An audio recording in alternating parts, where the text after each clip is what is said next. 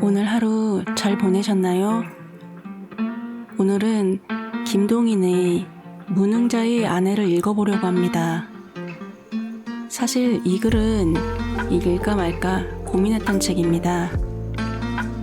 하지만 인물들의 생각과 행동은 성별을 떠나서 누구라도 볼 수 있는 모습이라고 생각했고, 받아들이고 해석하는 것은 또 독자의 몫이기도 하기 때문에 읽어보기로 했습니다. 물론 작가의 의도는 거 달랐을 수도 있겠지만요. 한번 읽어보시죠. 시작합니다.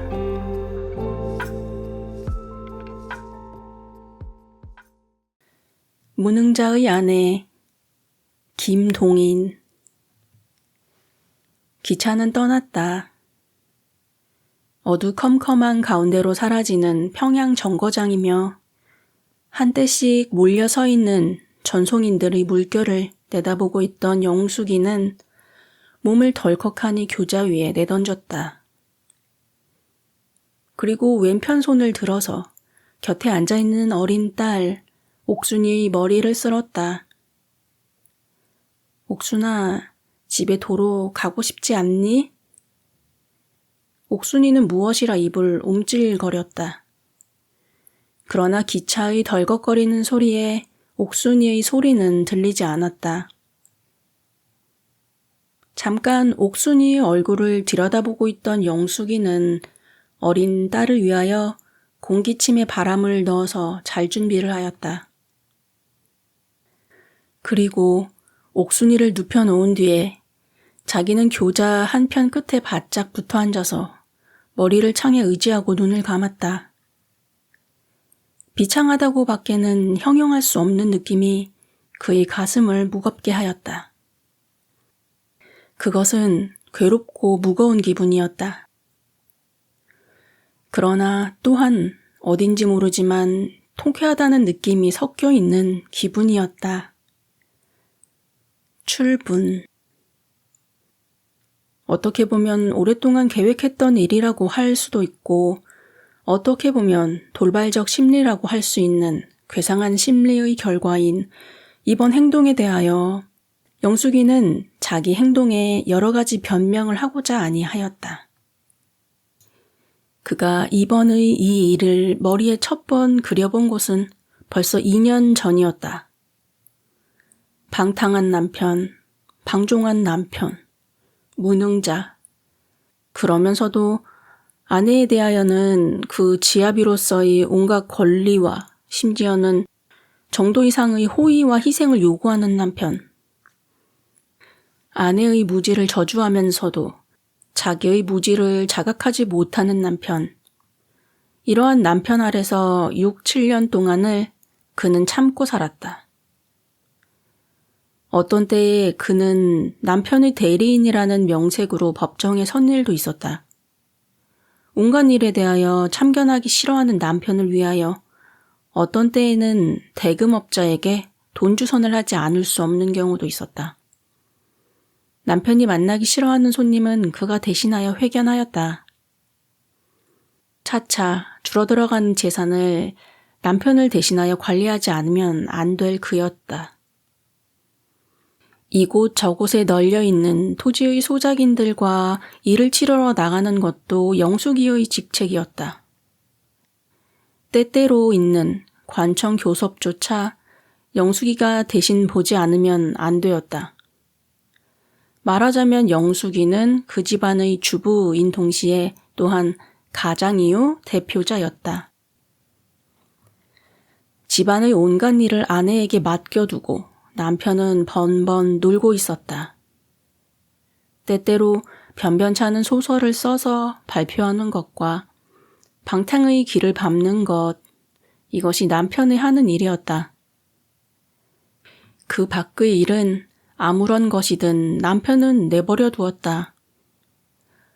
오늘 지주회에 안 가보세요? 오늘 강 건너 밭을 좀 돌아보러 가세요. 대서소에서 사람이 왔는데요. 이리하여 남편이 내던진 일은 아내가 맡아보지 않으면 안 될 경우에 있었다. 영숙이의 성격은 활발하였다. 그는 여자로서의 온순함을 가지지 못한 대신 사내로서의 활발함과 능함을 가졌었다. 처음에는 남편이 하기 싫어하는 일을 마지못해 대신 보기 시작하였지만 그러는 동안에 그는 어느덧 그런 일에 대하여 흥미를 느끼고 있었다. 그리고 거기에 따르는 긍지를 느꼈다. 무능자인 남편을 대신하여. 그의 마음에는 어느덧 이와 같은 자랑에 가까운 마음이 움돋기 시작하였다. 이리하여 그들의 기괴한 부부 생활은 시작된 것이었다. 남편은 방탕의 길을 밟으며 때때로 생각나면 소설이나 쓰고 그 밖의 사회에 대한 일이며 가정에 대한 일은 전혀 영숙이의 권리에 속하는 바가 되고 영숙이의 의무에 속하는 바가 되었다. 영숙이는 사회에 대한 그 집의 대표자였으며 또한 가정의 주군에 다름없었다. 그리고 남편은 그림자 옅은 한 식객에 지나지 못하였다. 그러던 남편이 갑자기 2년 전에 무슨 사업을 시작한다고 덤벼댔다. 그리고 아직껏 남아있는 토지 전부를 저당을 하여서 2만여 원이라는 돈을 만들어가지고 토지 관계 사업을 시작하였다. 그러나 아무런 일에든지 숫자적 관념이 부족한 남편의 하는 일이 성공될 리가 없었다. 그의 가을로 그 사업은 총독부의 불허가라는 조건 하에 폐쇄해버리지 않을 수가 없었다. 다른 사업 같으면 재물을 헐가로 팔아서 하다못해 반본전이라도 거두지만 집어넣은 돈은 허가만 안 되면 한 푼도 거두지 못할 뿐더러 원상 회복이라는데 오히려 미천을 넣지 않으면 안 되는 것이었다. 이리하여 그 집의 거대하던 재산은 남편의 몇 해의 방탕과 관계사업 실패에 한 푼도 없이 파산하지 않을 수가 없게 되었다. 이때 남편은 후덕덕 경성으로 달아났다. 그리고 재산의 정리를 아내에게 일임하였다. 출분. 그때부터 막연히 영숙이의 머리에는 이런 생각이 맴돌았다. 더구나 그때 마침 남편의 책장에서 얻어내어 읽은 인형의 집은 그의 생각에 어떤 실행성까지 띄워주었다. 그는 노라가 왜 달아났는지 똑똑히 이해하지 못하였다. 헬머는 노라를 사랑하였다. 헬머는 현명한 남편이었다. 영숙이의 남편과 같이 무능하고 무책임한 남편이 아니었다. 노라는 헬머를 존경하였다. 그러한 분위기 가운데에서 행복을 느끼고 있던 노라가 무슨 까닭으로 달아났는지 이것은 이지의 덩어리인 영숙에게는 이해하지 못할 일이었다. 그러나 그는 거기 나타나 있는 그 통쾌의 공명점을 발견하였다. 그때부터 그는 그것을 도저히 하지 못할 일이라 부인하면서도 마음의 한편 구석에서는 늘 출분이라는 생각을 하였다. 반년 뒤에 남편은 서울에서 돌아왔다. 그때는 그 집안의 재산은 영숙이의 손으로 전부 정리되고 정리한 나머지 수삼천 원의 돈이 있을 뿐이었다. 그러나 영숙이는 남편에게 그런 이야기는 하지도 않았다. 정리하니깐 한 푼도 남지 않았다 하였다. 남편은 거기 대하여 깊이 묻지도 않았다. 출분. 이 생각은 나날이 영숙이의 마음에 일어났다. 그러나 그는 한 번도 거기 대하여 구체적으로 생각해 본 적이 없었다. 전과 같이 역시 살림을 주관하였다. 전과 같이 옷감이며 기명도 끊임없이 사들였다. 출분이라 하는 것은 그의 머리에 깊이 박혀있는 희망이며 신념인 동시에 또한 한편으로는 아무 진실성도 띠지 않은 공상과 같았다. 여전한 살림은 그냥 계속되었다. 영숙이는 때때로 마음으로 발을 굴렀다. 호화롭고 금전에 아무 부자유가 없던 과거의 생활로서 미래를 미루어 볼 때 발을 구르는 것뿐으로는 그 안타까움이 사라질 리가 없었다. 그러나 이렇게 속으로 발을 구를 때마다 그의 마음속에는 출분이라 하는 생각이 더욱 굳게 못 박혀졌다. 그가 지금 감추고 있는 3,000원으로는 넉넉히 5년간의 공부는 할 것이었다. 5년간의 공부는 여자로서 능히 한 집안의 생활을 유지할 직업을 구할 만한 지식을 얻을 것이다. 무능한 남편을 제쳐놓고 이제 이 집안을 먹여나갈 용감스럽고 위험성 있는 자기. 이러한 그림자조차 언제부터인지 차차 그의 머릿속에 그려지기 시작하였다. 남편은 아무 말도 안 하였다. 남편의 마음은 단순한 것 같고도 남에게 알지 못할 깊은 곳이 있었다. 남편은 이 파산조차 모르는 듯이 거기 대하여는 일절 입을 여는 일이 없었다. 다만 뒷그림자가 어딘지 모르지만 외로워하고 얼굴이 초췌해 갈 뿐 불평도 불만도 가책도 없는 모양이었다. 그리고 아침에 깨면 강에 나가서 낚시를 강에 던지고 고기가 와서 물기를 기다리며 밤이 깊어서야 집에 돌아오고 하였다. 한숨조차 남이 듣는 데서는 그의 입에서 나오는 일이 없었다. 그의 집에 집달리가 왔다. 그리고 몇 가지의 동산을 집행하였다. 여기서 영숙이는 마침내 결심하였다. 그리고 그 준비로서 팔아서 돈이 될 물건을 차례로 전부 돈으로 바꾸어 두었다가 남편이 물 아래 한 10여 리끼 되는 대동강 하류로 낚시질을 내려간 기회를 타가지고 마침내 집을 떠나기로 한 것이었다. 남편이 산보를 할 때 쓰는 모자에 공부하러 떠나노라는 간단한 글을 넣어놓고 사내 아이는 할머니에게 맡겨놓은 뒤에 딸 자식 하나만 데리고 남행기차에 몸을 실은 것이었다. 그러나 급기야 떠날 때까지도 그의 마음에는 자기의 장래에 대하여 구체적으로 아무러한 보관도 가지지를 못하였다. 다만 막연히 서울까지의 차표를 사가지고 떠난 것이었다.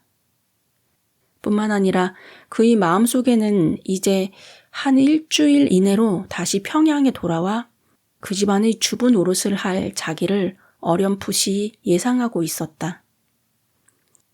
천하의 다른 모든 일은 불간섭주의이지만 두 자식에게 대하여만은 끔찍이도 헤아림을 가지고 있는 남편을 버리고 떠나는 그가, 더구나 공부를 하겠다는 결심으로 떠나는 그가 어린 딸 옥순이를 데리고 떠난 것도 여기에 대한 복선이라 할 수도 있었다. 물론 영숙이에게는 영락된 가정에 대하여는 아무런 집착도 없었다. 무능자인 남편에 대하여도 역시 그러하였다.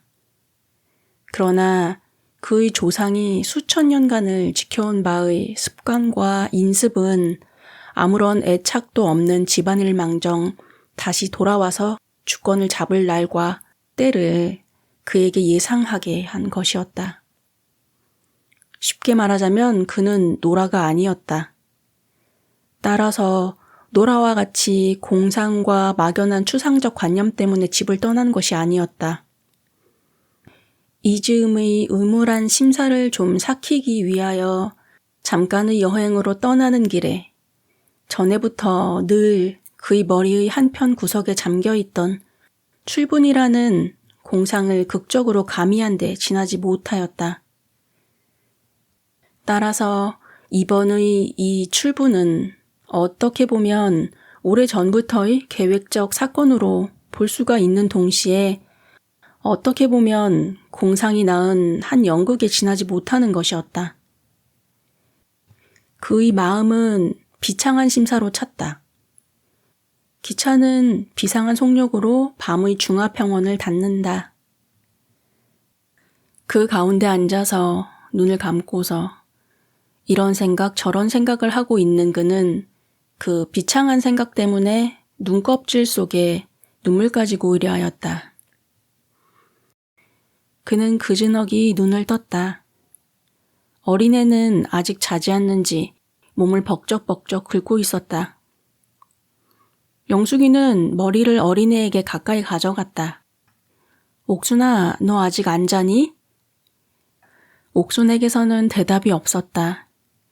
그러나 눈을 스벅스벅 하는 것이 어린애의 자지 않는 것을 증명하였다. 똑똑히 까닭은 모르지만 무슨 커다란 사건에 당면한 듯한 느낌으로 어린애는 잠을 못 드는 모양이었다. 영숙이는 옥순이 겨드랑이로 손을 넣어서 가만히 어린애를 쳐들었다. 옥순아, 왜 안 자니? 옥순이는 손으로 눈을 부비면서 떴다. 왜 상기 안 자니? 옥순이는 졸음에 취한 듯한 눈을 차차 크게 뜨면서 어머니의 얼굴을 쳐다보았다. 몹시 영리하게 생긴 그 눈은 왜 그런지 영숙에게는 무엇을 인책하는 듯이 보였다.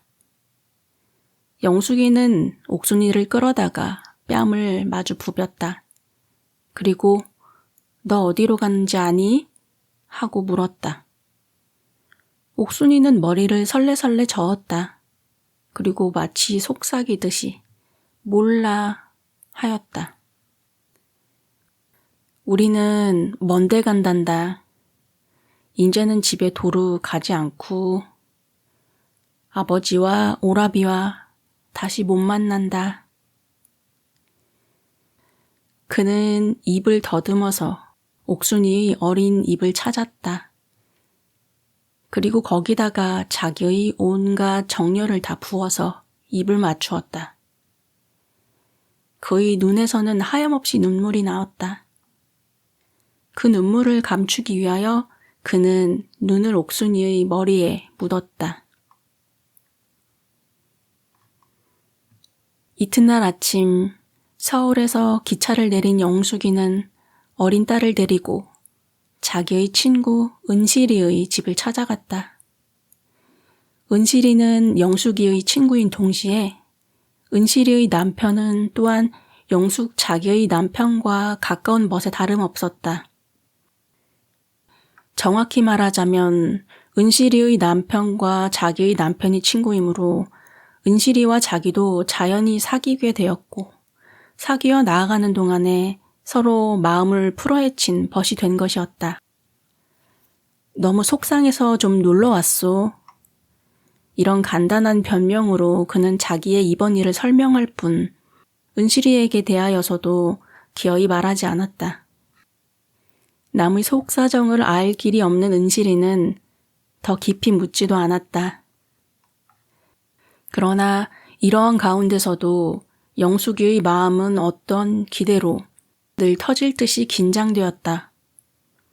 서울로 온 지 이틀이 지나고 사흘이 지난 때부터는 그의 마음은 차차 긴장되기 시작하였다.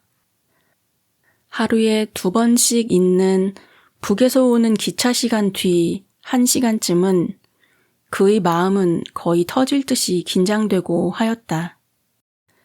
자기가 만약 달아났다는 것을 알기만 할 것 같으면 남편은 한 기차를 유예하지 않고 서울로 올라올 것은 틀림없는 사실이었다. 남편이 자기에게 대하여는 아무 애착도 없는 것은 영숙이로서는 뻔히 아는 바였으나 딸자식 옥순이에게 대한 끝없는 사랑은 남편으로 하여금 그의 뒤를 따르지 않을 수가 없게 할 것이었다. 그리고 서울로 오기만 하면 그의 행방을 알아보기 위하여 첫발로 은실이를 찾아올 것도 또한 의심할 여지가 없는 사실이었다.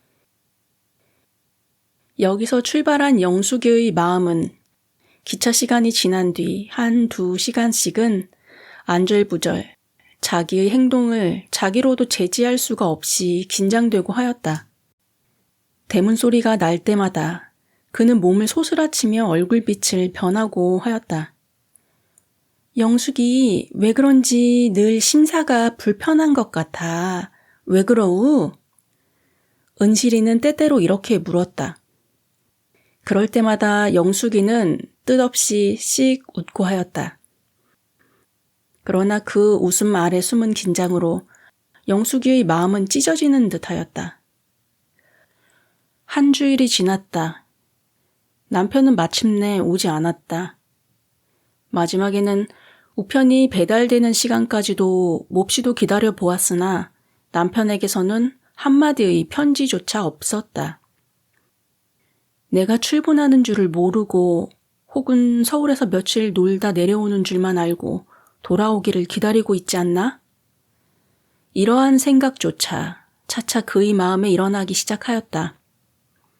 그리고 그는 그 마지막 편지를 눈에 띄기 쉬운 곳에 두지 않은 자기의 눈치 없는 일에 대하여까지 후회하였다. 기대와 절망, 공포와 긴장이 교착된 열흘도 지났다.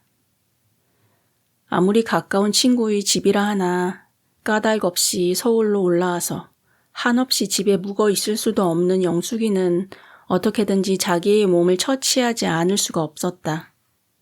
그렇다고 자존심이 몹시 센 그로서는 은실이에게 자기가 출분하였다는 눈치를 노골적으로 보여서 다시 집으로 돌아갈 기회를 얻는다든가 하는 일은 생각해 본 적조차 없었다.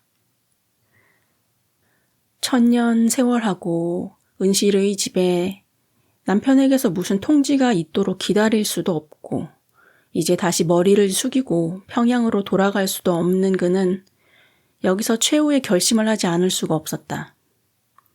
어떤 날 밤 하룻밤을 울어서 세운 그는 이튿날 저녁에 남행열차에 몸을 실었다.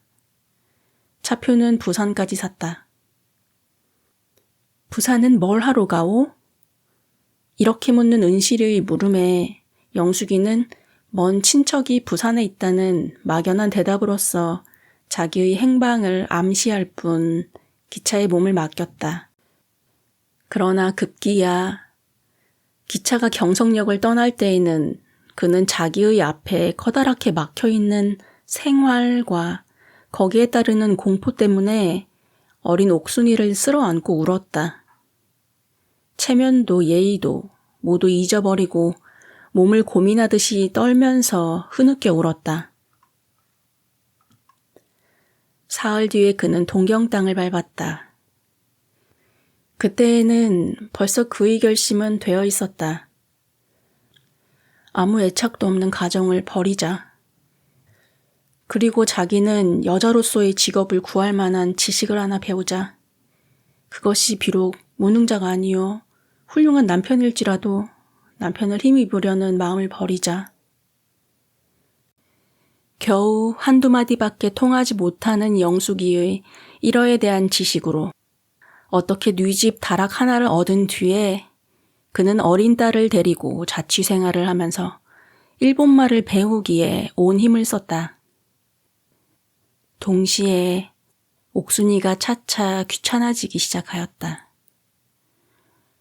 순전히 남편으로 하여금 자기를 다시 모셔가게 할 동기로 삼기 위하여 데리고 떠난 옥순이는 장래의 목적을 공부라는 것으로 변경한 지금의 그에게는 쓸데없는 것일 뿐더러 오히려 온갖 일에 방해까지 되었다. 현대 여성의 온갖 조건을 다 타고난 그는 비교적 모성애라는 것에도 결핍한 사람이었다. 인습과 관념에서 나온 어떤 애정이었기는 하였지만 끊으려야 끊을 수 없는 강렬한 본능에는 가지지 못한 사람이었다.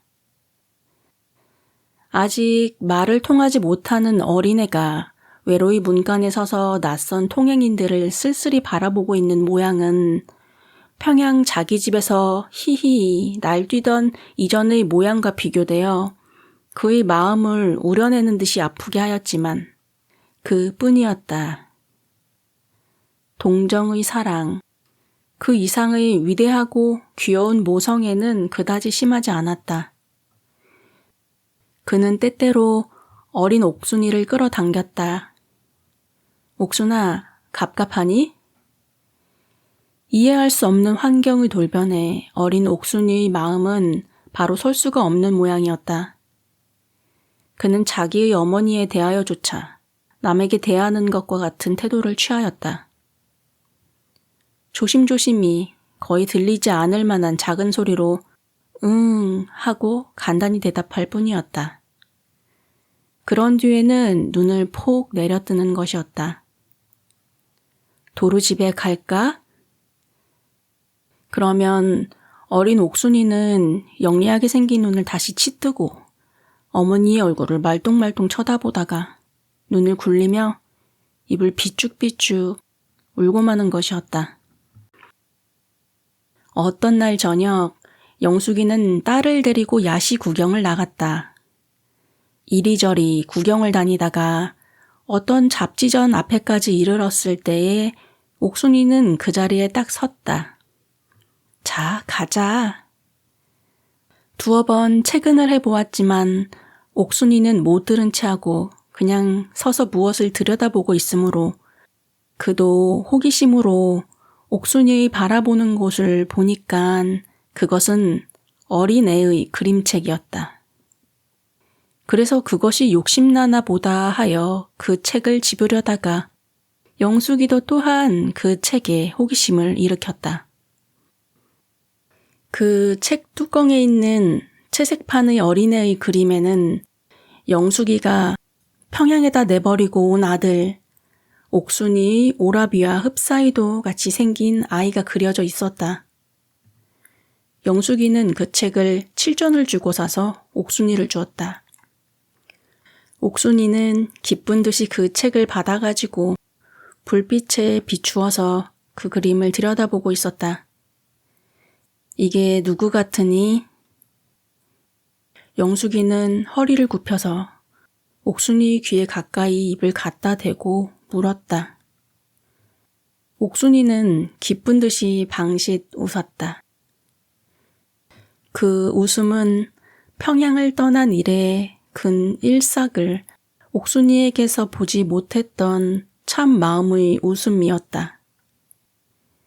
그날 밤 영숙이는 한잠을 못 이루었다. 그리고 몇 차례를 운 뒤에 마침내 옥순이를 제 아버지의 집으로 돌려보내기로 결심하였다. 비록 강렬한 모성애는 못 가졌을 망정 재래의 온갖 인연과 애정을 끊어버리기로 결심한 때에는 그에게도 아직 마음에 거리끼는 미련이 없지 않은 바가 아니었다. 이튿날 옥순이에게 아버지한테 갈까? 할 때에 옥순이는 반가운 듯이 머리를 끄덕이며 그림책을 끌어당겼다. 어떤 날 그것은 영숙이가 동경으로 건너온 지 20일쯤 지난 뒤였다. 영숙이가 옥순이를 데리고 목욕을 갔다 오니깐 주인 노파가 손님이 와서 기다린다는 것을 알게 하였다. 자기에게 손님이 있을 리가 만무한 영숙이는 가슴이 선뜩하였다. 자기 방으로 올라가 보니깐 거기에는 그의 남편이 기다리고 앉아 있었다. 희열, 공포, 무엇이라 형용하기 어려운 이 감정에 그의 눈은 아득해졌다. 그는 허둥지둥 문설주를 잡으며 옥순이에게 아버지 오셨다! 하였다. 옥순이도 벌써 아버지를 보았다. 어머니가 제 손목을 놓는 것을 기다려서 비척비척 아버지에게로 가서 아버지의 무릎에 걸터 앉았다. 그리고 으아하고 소리를 내어 울었다. 이것은 옥순이가 집을 떠난 뒤에 처음으로 소리를 내어서 우는 것이었다. 남편은 한순간 아내를 힐끗 볼 뿐 손을 들어서 옥순이의 머리를 쓸었다. 그리고 마치 무엇을 검사하듯 옥순이의 얼굴과 몸을 훑어보았다. 영숙이는 정신을 가다듬고 방 안에 들어와 앉았다. 그리고 손님을 대접하듯 방석을 남편의 앞으로 밀어놓았다. 그러나 남편은 그런 것은 보지도 않고 사랑하는 딸만 이리저리 훑어보았다. 그때의 남편의 얼굴에는 그다지 기쁘고 반가운 듯한 표정도 없었다. 그렇다고 성난 얼굴도 아니었다. 10년에 가까운 날짜를 부부 생활을 할 동안 가장 영숙이를 괴롭게 하던 것이 남편의 이런 때의 표정이었다. 무엇을 생각하나? 마땅히 마음에 어떠한 감정의 호흡이 있을 일에 당면하여서도 천하가 태평하다는 듯이 온갖 표정을 죽여버리고 가장 무심한 얼굴을 하고 있는 이런 때가 남편이 가장 무서울 때였다. 무슨 커다란 결심을 한 때가 아니면 그는 결코 이런 표정을 한 일이 없었다. 그리고 일단 결심을 한 뒤에는 결코 번복하지 않으며 그것을 남에게 절대로 알게 하지도 아니하는 사람이었다. 기괴한 희망. 남편이 여기까지 찾아온 데 대하여 일로의 타협점을 걸핏 바라본 영숙이는 그 생각이 구체적으로 마음속에 조성되기 전에 취소해버리지 않을 수가 없었다. 영숙이의 표정도 문득 날카로워졌다. 이번에 옥순이 데리고 나가세요. 당연한 일이라는 듯이 남편은 코를 한번 울릴 뿐이었다. 그날 남편은 어린 딸을 데리고 구경을 나갔다. 그래도 그렇지 않아서 영숙이는 스키야키를 준비해놓고 남편이 돌아오기를 기다렸으나 남편은 저녁 때가 지나서야 돌아와서 옥순이를 들여보내고 자기는 여관으로 가버렸다. 가는 남편을 영숙이는 붙들지도 않았다. 이튿날 아침 부처는 오래간만에 식탁에 마주 앉았다. 그러나 여관에서 벌써 조반을 먹고 온 남편은 의외로 두어 번 젓가락을 움직일 뿐이었다. 그리고 또한 옥순이를 데리고 거리로 나갔다.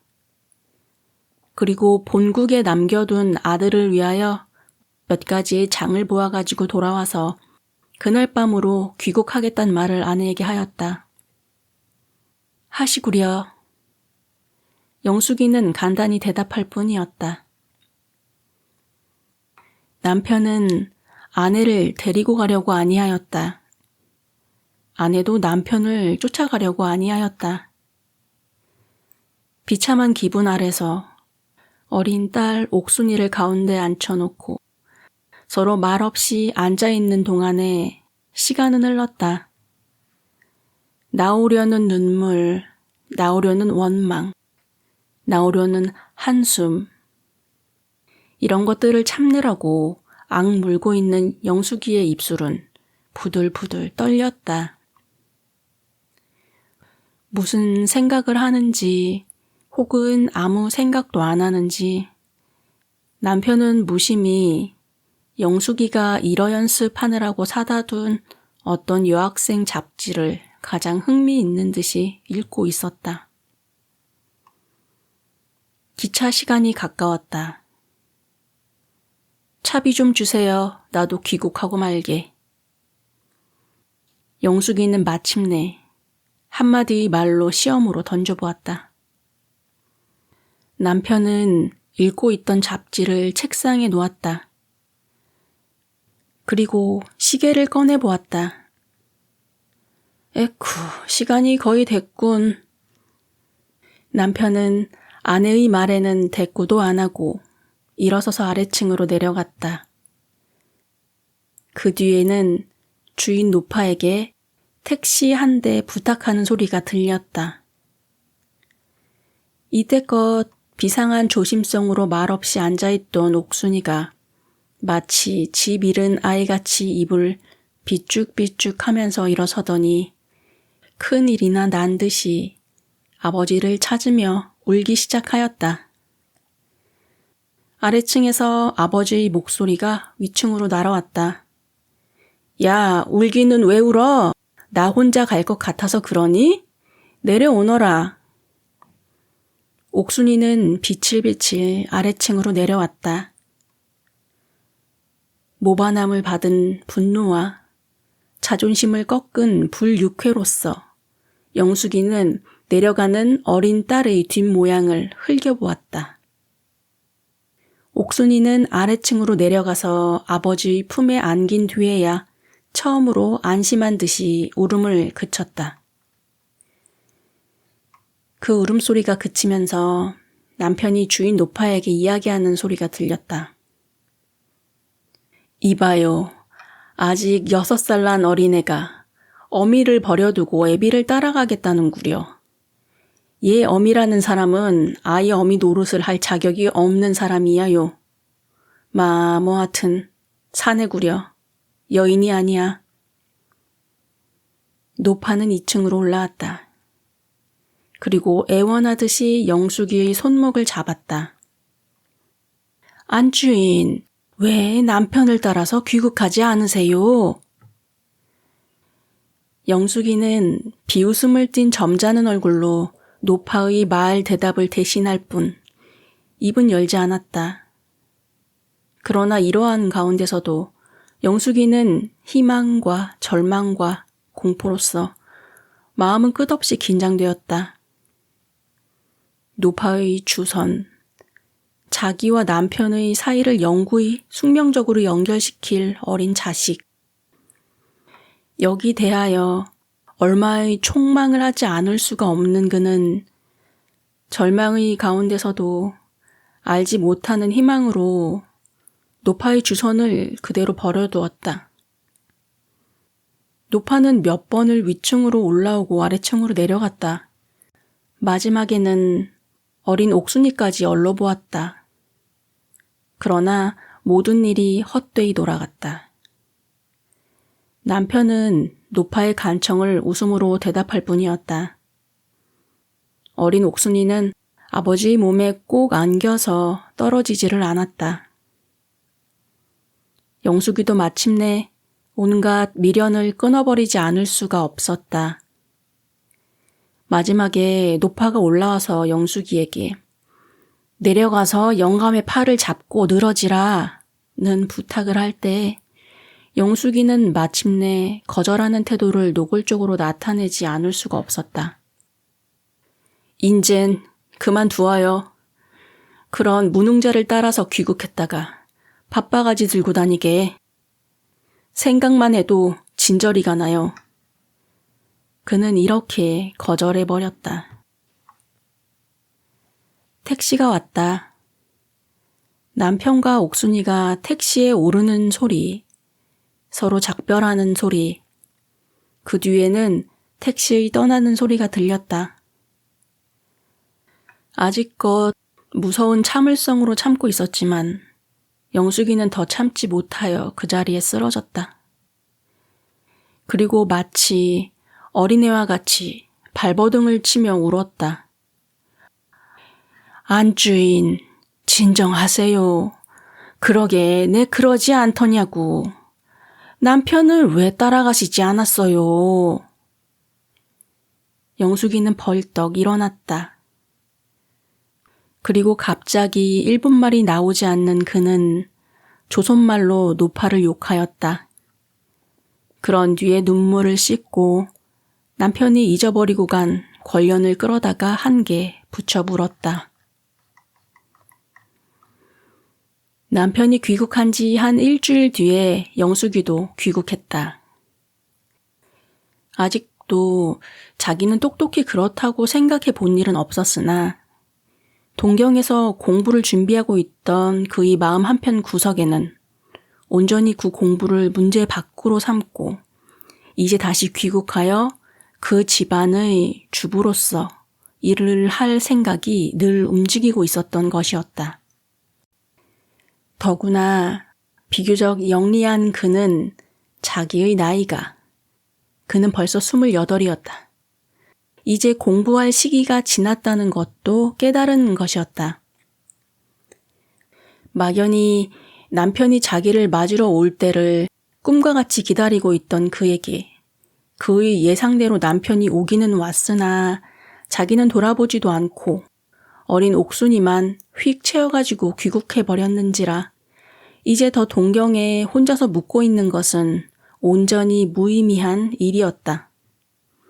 더구나 옥순이까지 이른 뒤에 시시각각으로 늘어가는 그의 적적함은 그로 하여금 낯선 동경에 그냥 묵고 있지를 못하게 하였다. 그는 귀국해서 곧 자기의 오라비를 남편의 집에 보내어 이혼 수속을 요구하였다. 그러나 남편은 쿰질쿰질 얼른 처결을 내리지 않았다. 영숙이의 평판이 평양에서는 매우 나빴다. 점잖은 집 딸, 명가의 아내, 두 아이의 어머니, 조강지처. 이러한 사람이 가정과 남편과 자식을 버리고 달아났다 하는 것에 평양 시민의 노여움이 바란 것이었다. 더구나 남편의 재산이 다 없어지는 것을 기회로 달아났다 하는 것은 더욱 그들의 노여움을 돋우었다. 영숙이가 어떻게 길에라도 나가면 무사람들이 그를 손가락질하였다.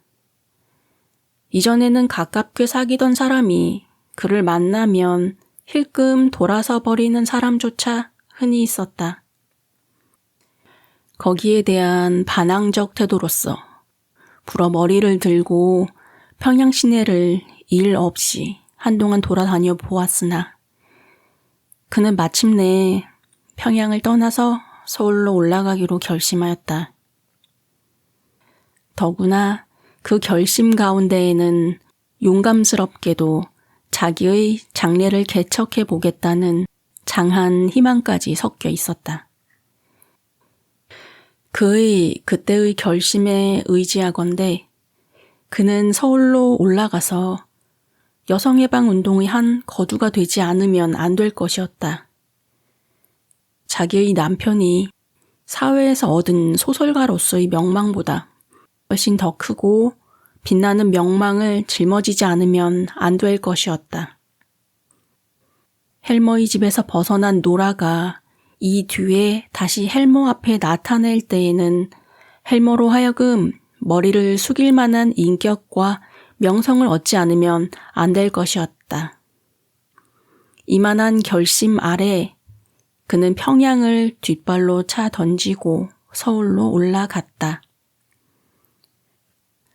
서울의 그의 동무들은 영숙이를 어쨌든 맞아주었다. 조선의 노라, 인습을 때려 부순 용사, 가정과 남편을 뒷발로 차버린 투사. 이러한 여러 가지의 명예 있는 이름으로써 그들은 영숙이를 맞아주었다. 그러나 기실 영숙이는 노라가 아니었다. 노라는 헬머의 집안의 한 인형이었던 데 반하여 영숙이는 남편의 집 주권자요 쥐제자였으며 겸하여 대표자였다. 다만 그와 노라가 공통되는 점은 가정과 남편과 두 아이를 내버리고 달아난 것뿐이었다.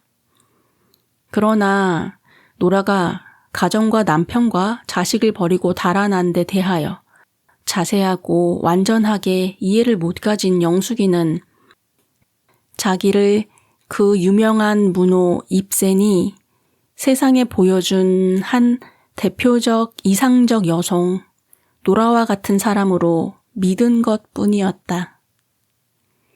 그의 동무들이 아무 비난 없이 대함으로써 그는 이 신념을 더욱 굳게 하였다. 그리고 그는 거기서 자기에게 있는 영웅적 일면을 발견하고 스스로 오히려 기뻐하고 자랑스럽게 생각하였다. 노라, 조선의 노라. 그는 때때로 혼자서 뇌어보고는 만족한 듯이 빙그레 웃고 하였다. 그리고 아무런 후회나 자식에 대한 미련을 느끼지 않았다. 1년이 지났다. 그의 주위에도 한 그룹이 생겼다. 그것은 모두 영숙이와 같이 가정과 남편을 뒷발로 차 던지고 뛰쳐나온 사람들로 조직된 그룹이었다. 그들은 모이면 남성의 포악함을 욕하였다.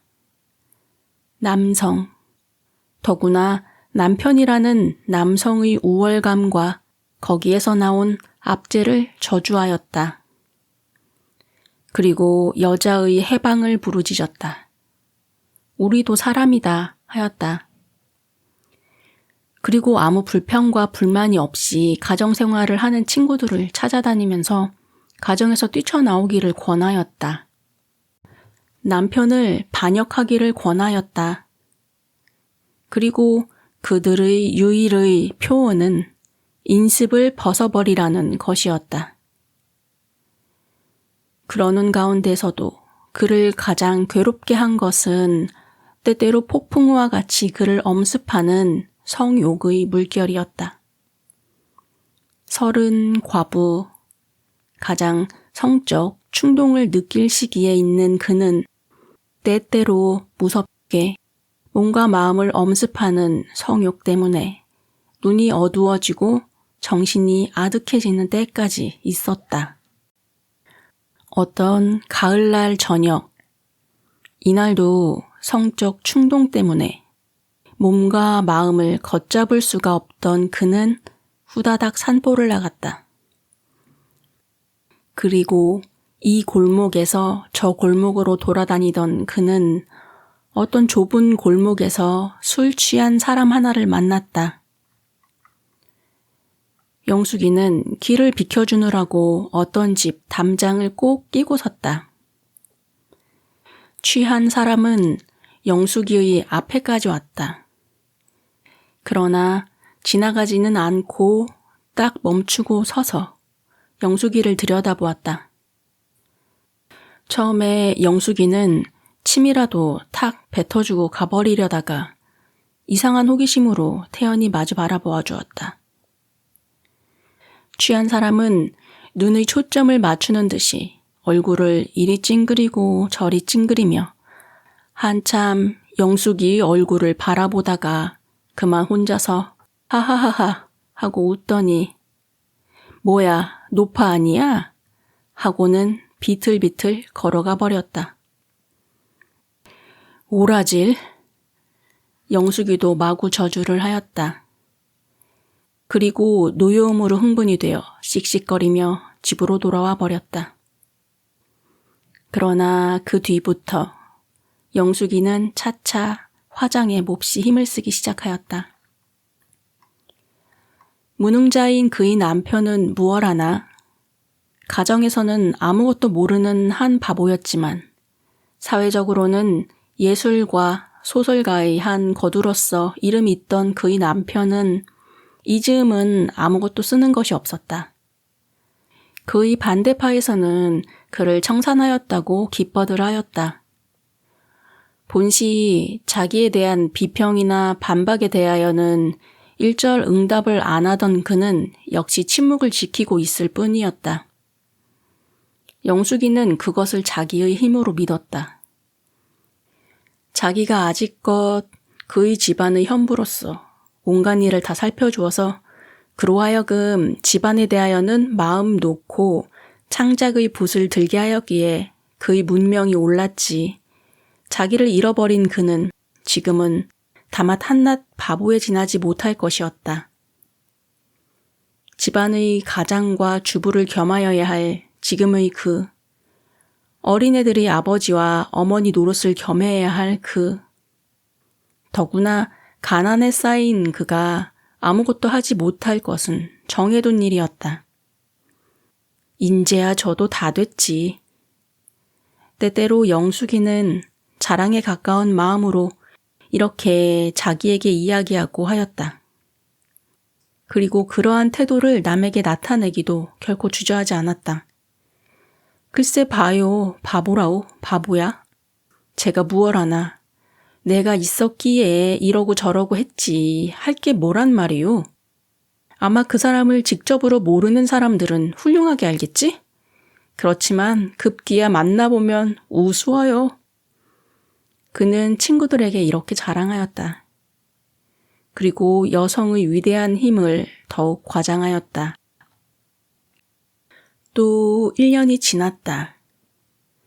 그때에 아직껏 침묵을 지키던 영숙이의 전 남편의 소설이 오래간만에 어느 잡지에 발표되었다. 그 다음 달에는 소설 3편이 발표되었다. 그 뒤부터는 다달이 몇 편씩 발표되었다.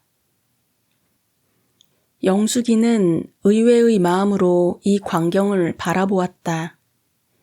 그때 영숙이는 새 남편을 맞아가지고 새로운 살림을 시작한 때였다.